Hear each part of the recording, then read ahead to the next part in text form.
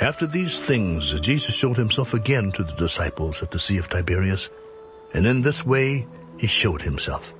Simon Peter, Thomas called the twin, Nathanael of Cana in Galilee, the sons of Zebedee, and 2 others of his disciples were together. Simon Peter said to them, I am going fishing. We are going with you also. They went out and immediately got into the boat, and that night they caught nothing. But when the morning had now come, Jesus stood on the shore, yet the disciples did not know that it was Jesus. Children, have you any food? No! Cast the net on the right side of the boat, and you will find some. So they cast, and now they were not able to draw it in because of the multitude of fish. Therefore that disciple whom Jesus loved said to Peter, It is the Lord. Now when Simon Peter heard that it was the Lord, he put on his outer garments, for he had removed it, and plunged into the sea.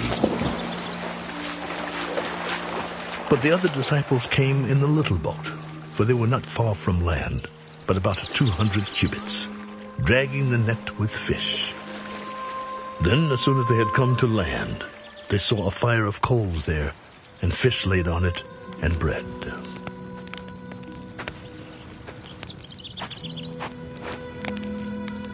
Bring some of the fish which you have just caught.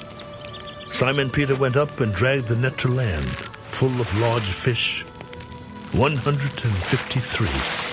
And although there were so many, the net was not broken. Come and eat breakfast. Yet none of the disciples dared ask him, Who are you? Knowing that it was the Lord. Jesus then came and took the bread and gave it to them, and likewise the fish. This is now the 3rd time Jesus showed himself to his disciples after he was raised from the dead. So when they had eaten breakfast, Jesus said to Simon Peter, Simon, son of Jonah, do you love me more than these? Yes, Lord. You know that I love you.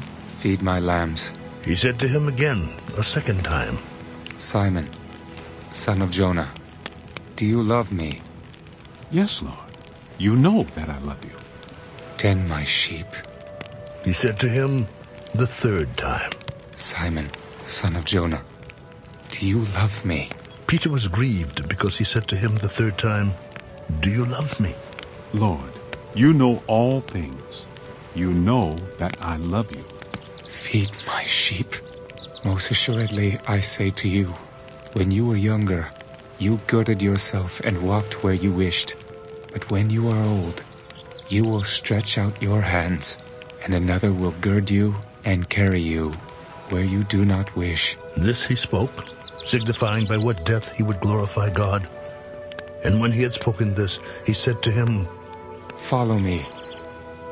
Then Peter, turning around, saw the disciple whom Jesus loved following, who also had leaned on his breast at the supper, and said, Lord, who is the one who betrays you? Peter, seeing him, said to Jesus, But Lord, what about this man?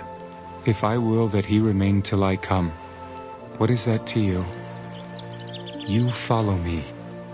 Then this saying went out among the brethren that this disciple would not die. Yet Jesus did not say to him that he would not die, but, If I will that he remain till I come, what is that to you? This is the disciple who testifies of these things, and wrote these things. And we know that his testimony is true. And there are also many other things that Jesus did, which if they were written one by one, I suppose that even the world itself could not contain the books that would be written.